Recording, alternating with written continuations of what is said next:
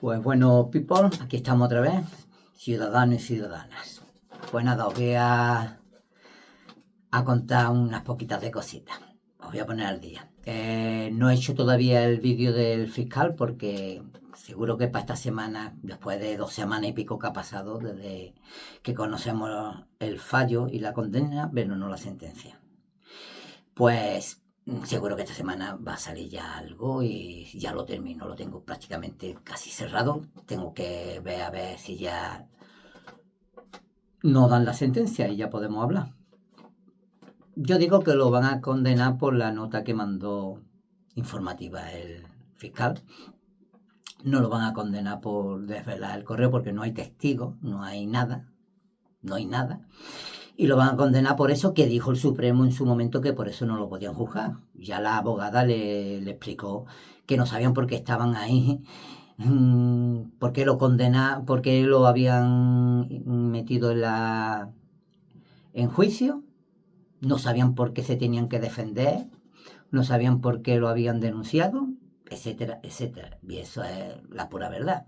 Es que estos jueces ya saben lo que son. Yo lo digo, no son conservadores, son ultraderechistas, son fascistas. Esta gente nunca han creído ni en la ley ni en la justicia, porque rompen su juramento, y no han creído nunca en nada más que en lo que ellos juegan a romper la democracia. Pero bueno, ya terminaré esta semana el vídeo. Lo único que pasa es que por desmentir un bulo y una mentira de Miguel Ángel Rodríguez y del diario El Mundo, que ya se sabe cómo funciona el diario El Mundo, pues este señor pues se la han cargado, han ido a por él, ya se sabía la sentencia, el fallo, la condena y todo se sabía antes de sentarse en el banquillo. Pero bueno, hasta aquí. Y ahora os voy a pedir disculpas.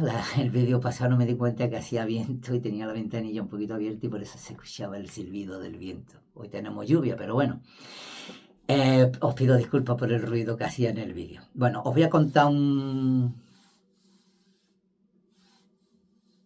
cachito de la historia de España. Voy a hacer vídeos cada 2x3. Ya tengo preparado otro que es un cuento contando otra historia. Y os voy a contar el caso Redondela. El caso de Redondela es el caso Reace, que es el caso del aceite de Redondela. Redondela está en Vigo, en Galicia. Y resulta que en 1972 el gerente denuncia que ha habido un robo de más de 4 kilos de 4 millones de kilos de aceite público. Esta empresa se dedicaba a guardarla. Lo que pasa es que este gerente, cuando se dan cuenta, estaba relleno los bidones y todo estaban llenos de agua, no de aceite. Entonces empieza una investigación, fue un escándalo en 1972 y empieza un escándalo y entonces empiezan a investigar. Entonces aquí hay muchos casos, un caso muy raro. Primero por la gente, primero por quien estaba directamente metido dentro. Y sobre todo los muertos que hay, porque aquí ya se sabe en España. Aquí si tiene que declarar y va en contra de alguien que es poderoso, aparece muerto con una escopeta de caza, o se cae por la escalera, o se muere de esto, o se muere de lo otro. Pero bueno.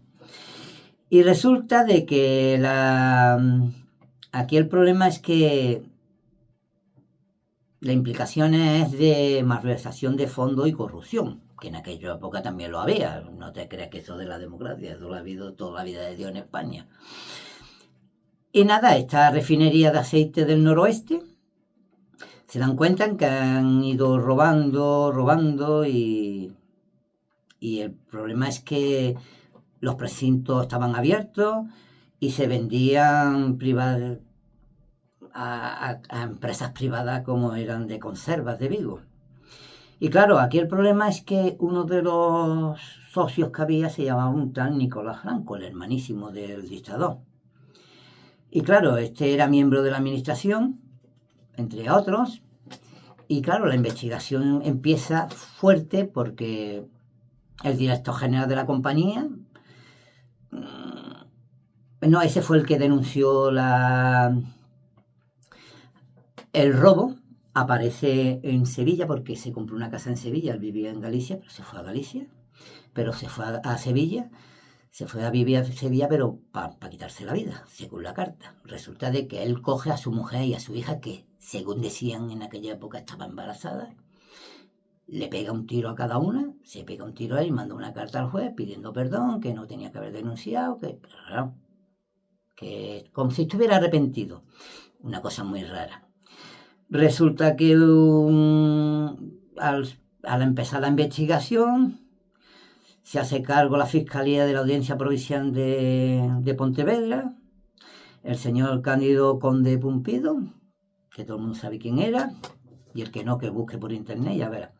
Y nada, este juicio empieza en 1972. Uno de los socios mayoritarios es detenido en el tren que va hacia Bilbao, por visto que dicen que quería salir de España, pero antes que lo detuvieran, pues él se da cuenta y tira una caja con dinero por la vía del tren. Resulta que lo detienen y luego, mientras está en las dependencias de comisaría de Vigo, este señor en los servicios, dicen que se estaba duchando en la ducha, aparece muerto. Por lo visto, dice la autopsia, emanación de gases, y se cayó y se dio un golpe. Una cosa muy rara.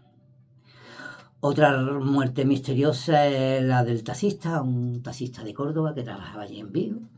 Por lo visto, este señor los llevaba siempre de viaje, unos viajes muy largos, a todos los principales encargados de esta compañía, y aparece con 3 balazos. Cosa rara, ¿no? Pero bueno, así es como funciona esto. Y no se queda sin la cosa. Ya os he contado también que apareció el gerente con la carta que le mandó al juez, pidiendo perdón. Y un empresario de las conservadoras, de la fábrica de conservas de Vigo, aparece también apuñalado en su domicilio. Tenía que ir a declarar. Otra casualidad. Y también el representante de los acreedores aparece en su domicilio muerto con una angina de pecho fulminante, antes de ir a juicio también. Casualidades. Murió todo el mundo menos Nicolás Franco. Le echan la culpa en el juzgado, van en contra de Fariña, que era el expresidente de la empresa, también fue presidente del Celta de Vigo y todo esto. Bueno, pues mientras se está celebrando el juicio, el sumario desaparece. Son 5.000 folios. Qué casualidad, ¿verdad? Joder. Pues como no aparecen los folios, el sumario, por juicio se hace rápido. Rápido, venga, vamos a terminar. Igual que se ha hecho con el fiscal. Venga, rápido, aquí no se investiga a nadie más y esto va a terminar como uno dice. Se inculpó a los fallecidos y a los vivos quedaron exculpados. Lo normal. A Nicolás Franco lo mandaron de embajador a Portugal, lo normal. Y no se investigó más nada, la verdad. Se quedó ahí la cosa.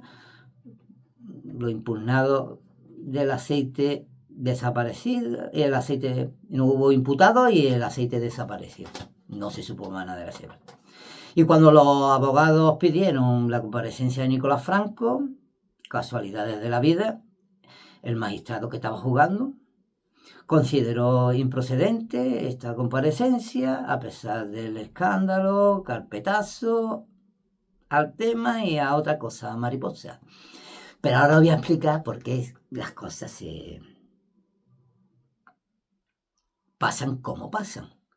A Nicolás lo quitaron del medio y lo pusieron de embajador en Portugal. Bueno, pues resulta que en aquella época, en 1972, un tal M. Rajoy tenía 17 años. No pudo estudiar como su padre, que era magistrado. Bueno, fue registrador de la propiedad. El pobrecito nada más que llegó hasta ahí.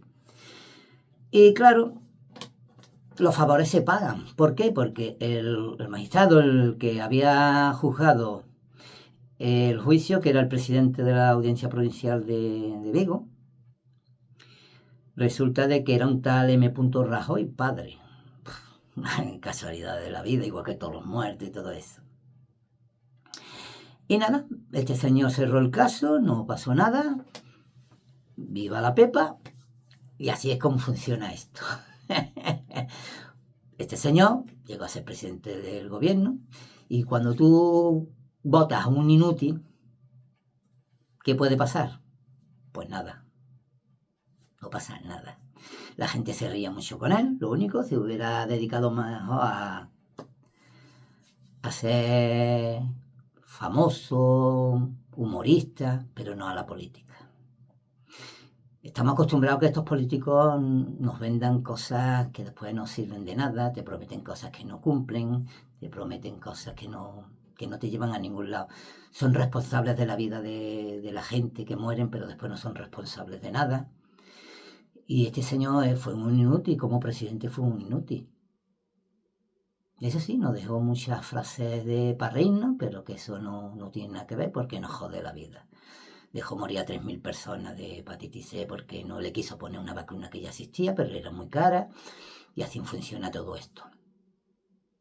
O no saben cuando hay una dana lo que tienen, los protocolos que tienen que llevar a cabo. ¿Por qué? Porque era cantante, porque era esto, era lo otro. Y así funciona esto. Y ese es el problema. Que lo único que tenemos más bien de derecho, que es un voto, se lo damos a un inútil. Y cuando se lo damos a un inútil pasa estas cosas. Por eso este señor fue presidente del gobierno. Tenían que pagarle el favor que hizo su padre a la familia franquista. Yo siempre he dicho una cosa, y lo sigo diciendo. Yo nunca perderé el tiempo con uno que no sea demócrata. Si tú eres conservador demócrata, siempre hablaré contigo, porque tú lucharás por unos derechos y unas libertades que yo también lucharé. Si tú eres de centro, también dialogaré. Si eres conservador de izquierda y eres demócrata, también hablaré contigo, dialogaré. Yo con el que no voy a perder tiempo es con el fascista clásico que nada más que piensa en sus derechos, pero tú no tienes derecho. Y lo único que quiere es matarme por pensar diferente. Nunca perderé el tiempo.